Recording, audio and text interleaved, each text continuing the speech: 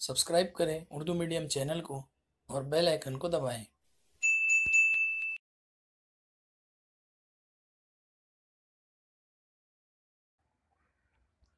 अस्सलामुअलैकुम। आज के लेक्चर में हम 10वीं जमात साइंस 2 के पहले सबक तवारिस और इर्तिका का तीसरा पार्ट करेंगे। इससे पहले मैं 2 पार्ट्स करा चुका हूं, जिसकी लिंक डिस्क्रिप्शन में आपको मिल जाएगी। आइए शुरू करते हैं। डार्विन का कुदरती इंतखाब का नज़रिया, Darwin's theory of natural selection. Charles Darwin ने हैवानात और नबातात के बेशुमार नमूने जमा किए थे। चार्ल्स डार्विन ने हैवानात और नबातात के बहुत से नमूने जमा किए। उनका मुशाहिदा करने के बाद उन्होंने जो काबिल है वही जिंदा रहेगा, ये इंपॉर्टेंट है, जैसे कुदरती इंतखाब के नज़रिए का ऐलान किया। इसी को कुदरती इंतखाब का नज़रिया कहते हैं, यानी जिसमें काबिलियत है, जो फिट है वही जिंदा रहेगा। इसके लिए डार्विन ने ओरिजिन ऑफ स्पीसीज नामी किताब शाये की। इसमें उन्होंने वजाहत की कि तमाम जानदार लातादाद जानदारों की अफजाइश नस्ल करते हैं। तमाम जानदार जो है वो बहुत सारे जानदारों की अफजाइश नस्ल यानी नस्ल को आगे बढ़ाते हैं, रिप्रोडक्शन करते हैं। ये तमाम जानदार एक दूसरे से मुकाबला करते हैं और फिर जो नस्ल आती है नई, ये सब जानदार एक दूसरे से मुकाबला करते हैं। ये मुकाबले अक्सर जानलेवा होते हैं, क्योंकि जिन जानदारों में ज़रूरी खुसूसियात मौजूद होती हैं वही बच पाते हैं या बच जाते हैं। कुदरती इंतखाब इसलिए अहम करार दिया गया है कि जो बासलाहियत जानदार होते हैं वही जिंदा रहते हैं, बाकी मर जाते हैं। इसीलिए यहाँ लिखा है जो काबिल है वही जिंदा रहेगा, यानी जिसमें काबिलियत है, जो बासलाहियत है वही जिंदा रहेंगे, बाकी सब मर जाएंगे। जिंदा हैवानात अफजाइश नस्ल करते हैं, फिर जो जिंदा बचे वो आगे नस्ल को बढ़ाते हैं और अपनी नुमाया खुसूसियत के साथ नए जानदार पैदा करते हैं। डार्विन के कुदरती इंतखाब के इस नज़रिए यानी थियरी ऑफ नेचुरल सिलेक्शन को तवील अरसे तक लोगों ने कबूल किया। बहुत टाइम तक यही जो काबिल है वही जिंदा रहेगा, यही जो नज़रिया था चार्ल्स डार्विन का, वो काफ़ी लंबे टाइम तक लोगों ने कबूल किया। लेकिन उसमें भी कई नुकात पर एतराज़ किया गया। कुछ अहम एतराज़ात दर्ज झैल हैं या झैल में दर्ज हैं। पहला, सिर्फ कुदरती इंतखाब ही इर्तिका का जिम्मेदार नहीं है। पहला लोगों का एतराज़ ये था कि इर्तिका जो है, इवोल्यूशन जो है, नए जानदारों का आना या नए जानदारों का बनना, इवोल्यूशन पढ़ा है हमने, ये सिर्फ कुदरती इंतखाब से ही नहीं होता है, बल्कि दूसरी भी चीज़ें इसमें शामिल है। दूसरा, डार्विन ने मुश्तमल और गैर मुश्तमल यानी यूजफुल और यूजलेस, इस्तेमाल वाले और गैर इस्तेमाल वाली तब्दीलियों की वजाहत नहीं की। तीसरा, सुस्त रफ्तार तब्दीली और अचानक तब्दीली का इजहार नहीं किया। ये 3 एतराज़ात जो है वो डार्विन की थियरी पे, डार्विन के जो कॉन्सेप्ट थे उसके ऊपर लोगों ने किए। इन एतराज़ात के बावजूद डार्विन का इर्तिका से मुताल्लिक किया गया काम संगे मील की हैसियत रखता है। संगे मील यानी माइलस्टोन है, इम्पॉर्टेंट, अहम माना जाता है अगर आसान लफ्ज़ों में कहा जाए। साइंसदानों का तारुफ, चार्ल्स रॉबर्ट डार्विन 1809 में पैदा हुए, 1882 में वफात हुई। इस अंग्रेज माहिर हयातियात यानी बायोलॉजिस्ट ने इर्तिका का नज़रिया पेश किया। उन्होंने साबित किया कि जानदारों के तमाम अनवा, तमाम किस्म एक जैसे आबा व अजदाद से और हज़ारों साल की मुद्दत के बाद मरहलावार वकू पजीर हुए हैं। मतलब जितने भी जानदारों की किस्में हम अपने अतराफ में देखते हैं, इनके आबा व अजदाद एक ही थे और ये हज़ारों साल की मरहलावार तब्दीली के बाद ये स्टेप बाय स्टेप जो है ये वकू पजीर हुए बने हैं। इनके वकू पजीर होने में कुदरती इंतखाब का उसूल एक बहुत बड़ा सबब है। कुदरती इंतखाब आप समझ जाइए, जो ताकतवर है वही बचेगा, तो इनके वकू होने में ये जो उसूल है वो भी अहम माना जाता है। डार्विन का नज़रिया इस बात की वजाहत करता है। इसके बाद है लेमार्क का नज़रिया, लेमार्किज्म कहते हैं इंग्लिश में। इर्तिका का अमल के दौरान जानदारों की जिस्मानी बनावट में तब्दीलियां होती है। इर्तिका होता है जिसमें जानदारों के जिस्म के अंदर उनकी बनावट में तब्दीली होती है। इसकी वजह है जानदार की कोशिश और काहिली इन तब्दीलियों की वजह है। यानी कोशिश करने से भी जिस्म में बनावट में तब्दीली आएगी या काहिली से भी आएगी। उसकी मिसाल अभी आगे दी है। इस नज़रिए को जीन बैप्टिस्ट लेमार्क ने पेश किया। इसे उन्होंने आज़ा का इस्तेमाल और गैर इस्तेमाल नाम दिया। यानी इस्तेमाल करने से जिस्म में क्या बनावट आएगी, क्या तब्दीली आएगी, बनावट में क्या तब्दीली आएगी, और इस्तेमाल ना करने से क्या तब्दीली आएगी। जैसे उन्होंने मजीद वजाहत की कि जिराफ नस्ल दर नस्ल अपनी गर्दन लंबी करके दरख्तों के पत्ते खाने की वजह से लंबी गर्दन वाले हो गए। देखिए यहाँ पे इस्तेमाल आया, कोशिश आई, क्योंकि जिराफ की नस्ल जो है वो दरख्त के पत्ते खाने के लिए अपनी गर्दन को ऊंची करते थे, इसलिए उनकी गर्दन क्या हो गई, ऊंची हो गई, उनके जिस्म की बनावट में ये तब्दीली आ गई, कोशिश की वजह से, इस्तेमाल की वजह से। इसी तरह लोहार के कंधे घुन के इस्तेमाल की वजह से ताकतवर हो गए। घुन कहते हैं इंग्लिश में हैमरिंग मूवमेंट, वो जो हथौड़ा जो बार बार लोहार जो है वो मारता है हथौड़ा, ठीक है, तो उसकी वजह से उसके कंधे मजबूत हो गए। शुतुरमुर्ग ईमू जैसे परिंदों के पर इस्तेमाल ना करने की वजह से कमजोर हो गए। आप देखिए शुतुरमुर्ग या ईमू बर्ड जो होता है वो ज्यादा उड़ नहीं सकता, क्योंकि वो अपने परों को इस्तेमाल नहीं करते थे, तो ये काहिली का जवाब, ये काहिली की वजह से हुआ। हंस और बतख के पैर पानी में रहने से तैरने के काबिल हो गए, ये कोशिश की वजह से हुआ, इस्तेमाल की वजह से। जबकि सांप अपने जिस्म को बिल में रेंग कर जाने के काबिल बनाने में पैर से महरूम हो गया, क्योंकि वो रेंग कर बिल में जाता था, इसलिए उसके पैर चले गए। ये तमाम मिसालें अखज़ करदा खुसूसियत यानी एक्वायर्ड कैरेक्टर्स की शक्ल में एक नस्ल से दूसरी नस्ल में मुंतकिल होती हैं। इसे अखज़ करदा विरासती खुसूसियत का नज़रिया या फिर लेमाक का नज़रिया कहते हैं। सिंपल वर्ड में अगर कहा जाए बच्चों, तो जानदार की कोशिश और काहिली की वजह से उसके जिस्म में जो बनावट आई, उसी को लेमाक का नज़रिया कहते हैं। यहाँ पर साइंसदानों के तारुफ में है, जीन बैप्टिस्ट लेमाक 1744 में जन्म हुआ, पैदा हुए और 1829 में वफात हुई। लेमाक के ख्याल में इर्तका के पसे पुश्त जानदारों की कोशिश अहम सबब है, यानी इर्तका जो है उसके पीछे जानदारों की कोशिश एक अहम वजह है। मुताल्ला फितरत, मुताल्ला फितरत कहते हैं नेचुरलिस्ट जो होते हैं, जो नेचर की चीज़ों का मुताल्ला करते हैं, कि इस फ्रांसीसी माहिर ने, फ्रांस के रहने वाले थे, ने यह ख्याल भी पेश किया कि हर हैवान और पौधे की ज़िंदगी के दौरान तब्दीलियां होती रहती हैं। हर हैवान और पौधे में तब्दीलियां होती हैं और ये तगय्युरात यानी ये तब्दीलियां अगली नस्ल में मुंतकिल होते जाते हैं, इसलिए हर नस्ल में तब्दीली वाक़ई होती है। जैसे यहाँ पे आपको दिखाया, देखिए ये गर्दन जो है वो पत्ते खाने की वजह से बढ़ गई जिराफ की।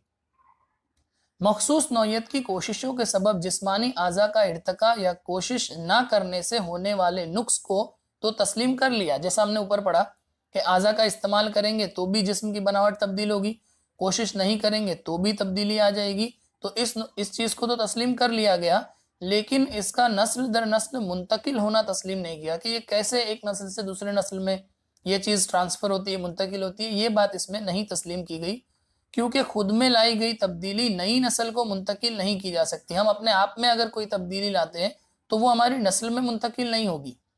इसकी कई बार जांच की गई और लेमाक के नज़रिए में गलती नज़र आई। जानदार की हयात के दौरान, यानी जानदार जब जिंदा हो तब जो खुसूसियात इसने अखज़ की है, यानी जो खूबियाँ उसमें हैं, वो अगली नस्ल में मुंतकिल की जा सकती हैं। इसे ही अखज़ करदा खुसूसियत की जीनियात कहते हैं। इसी का नाम है, यानी जानदार जो अपनी खुसूसियात आने वाली नस्लों में मुंतकिल करते हैं, इसी को अखज़ करदा खुसूसियत की जीनियात कहते हैं। जीनियात का मतलब एंसेस्ट्री होता है, यानी कि जो हमें अपने आबा व अजदाद से मिलता है। यहाँ इंटरनेट मेरा दोस्त में लिखा है, इंटरनेट की मदद से बंदरों की मुख्तलिफ किस्मों की तस्वीरें और मालूमात हासिल कीजिए। बंदरों की कई सारी किस्में हैं, लंगूर कहते हैं हम लोग, या गुरिल्ला है, ठीक है, तो ऐसे बहुत सारी किस्में हैं। तो ये आपको इंटरनेट से पता करने बोल रहा है, क्योंकि आगे जो है वो इसके बारे में आएगा। अब है जमात का ज़हूर, स्पेशिएशन। हैवानात और नबातात की मुख्तलिफ अनवा का ज़हूर इर्तका का ही नतीजा है। आज हम अलग अलग हैवान और अलग अलग किस्म के नबातात जो हम देखते हैं, ये इर्तका की वजह से ही हुआ है। कुदरती बारआवरी, कुदरती बारआवरी का मतलब होता है नेचुरली रिप्रोडक्शन, यानी जो चीज़ कुदरती जो है वो नस्ल आगे बढ़ रही है, कुदरती तौर पे जो नई नई चीज़ें बन रही हैं के ज़रिए बारआवर नस्ल, यानी ये जो नई नस्ल पैदा हुई है, तैयार करने की सलाहियत रखने वाले ग्रोह को नू यानी स्पीसीज कहते हैं। हर नू यानी हर स्पीसीज मखसूस जोग्राफियाई माहौल में नशोनुमा पाती है। उसकी गिज़ा, रहन सहन, बारआवरी मतलब वही रिप्रोडक्शन, नई नस्ल का पैदा करना, मुद्दत तवाफिक का मतलब होता है किसी माहौल में अपने आप को ढालने की सलाहियत वगैरह मुख्तलिफ होते हैं।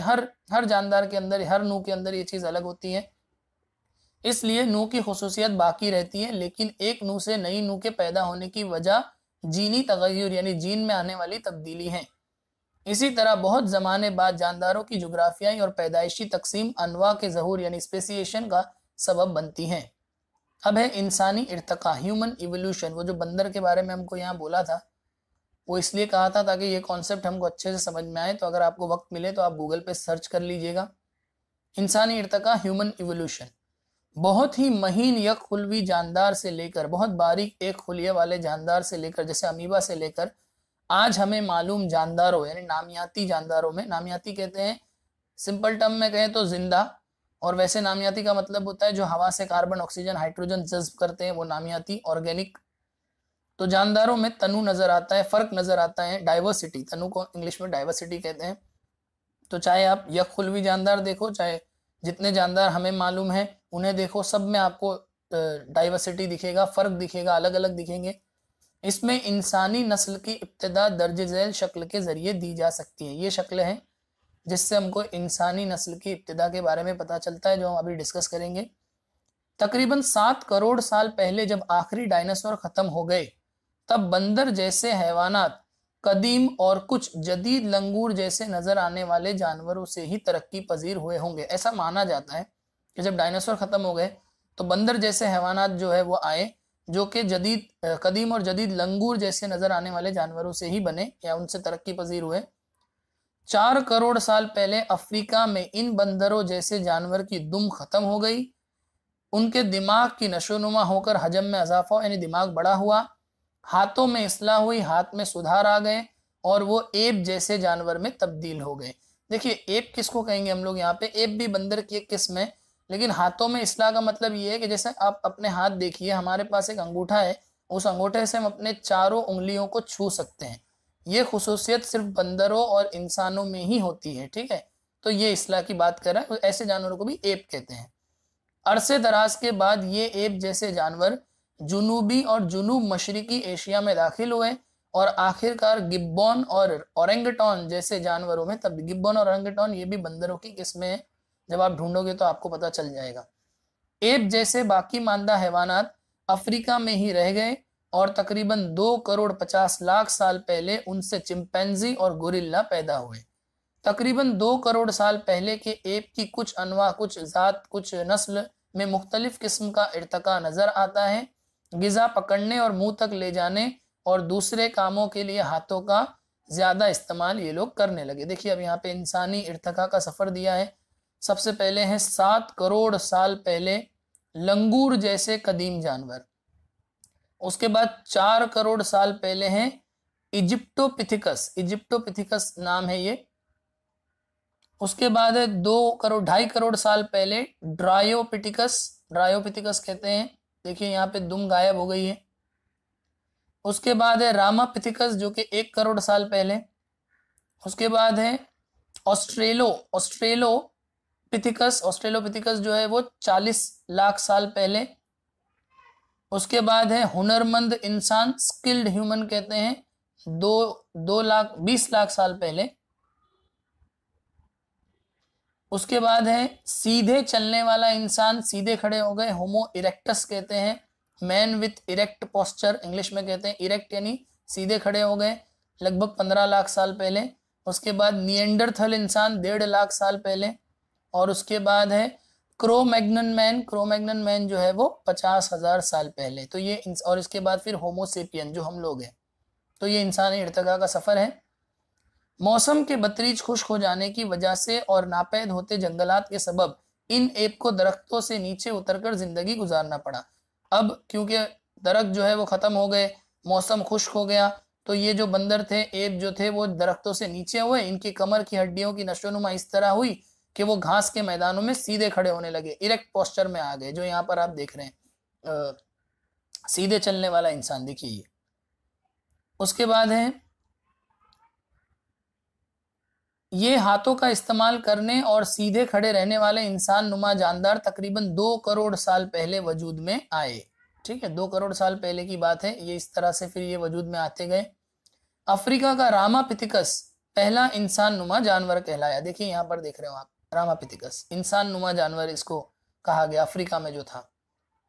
ये एप आगे चलकर ज्यादा बड़ा और जहीन हो गया। तकरीबन 40 लाख साल पहले जुनूबी अफ्रीका में एप का इर्तिका हुआ, 40 लाख साल पहले। ठीक है, तकरीबन 20 लाख साल पहले इस इंसान नुमा जानवर की साख्त इंसान यानी होमो, होमो कहते हैं इंसान को, जमात के मेंबर के तौर पर हुई और तकरीबन हमारे जैसे नजर आने लगे। देखिए ये दिमाग के बारे में बताया, इस तरह इंसान के दिमाग का जो इर्तिका हुआ, कैसे उसमें तब्दीली आई। इस तरह से एक हुनरमंद और माहिर इंसान वजूद में आया। तकरीबन 15 लाख साल पहले सीधे चलने वाले इंसान का इर्तका हुआ। उनका इलाका बर्र-ए-आज़म एशिया में चीन और इंडोनेशिया तक हो सकता है, ऐसा माना जाता है। तकरीबन 1 लाख साल तक ये हम इंसान के इर्तका के बारे में पढ़ रहे, कैसे बंदर से इंसान बना, जो थियरी पे ज्यादातर लोगों को यकीन है। तकरीबन 1 लाख साल तक सीधे चलने वाले इंसान के दिमाग के हजम में इजाफा और इर्तका होता रहा। उसका दिमाग जो है वो बढ़ते गया और उसने आग के इस्तेमाल की दरियाफ्त की। आग का इन्वेंशन हुआ।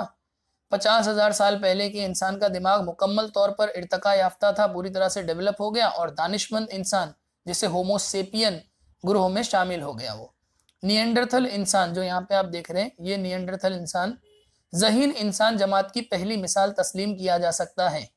तकरीबन 50,000 साल पहले क्रोमैग्नन इंसान वजूद में आया। इसके बाद ये इर्तका साबिका की बनिस्बत यानी पहले की बनिस्बत बहुत तेजी से होते रहा।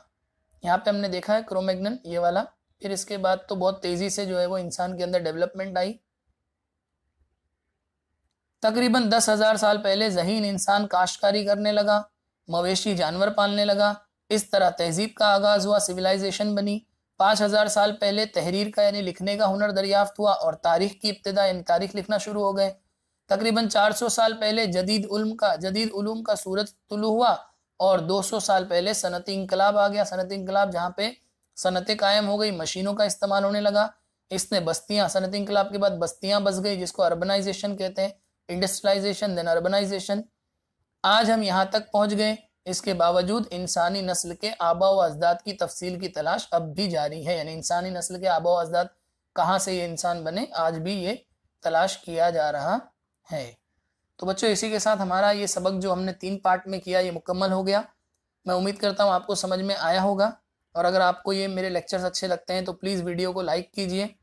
कोई डाउट हो तो कमेंट कीजिए। उर्दू मीडियम के बच्चों में ज़्यादा से ज़्यादा इन वीडियोज़ को शेयर कीजिए और मेरे चैनल को ज़रूर सब्सक्राइब कीजिए। शुक्रिया।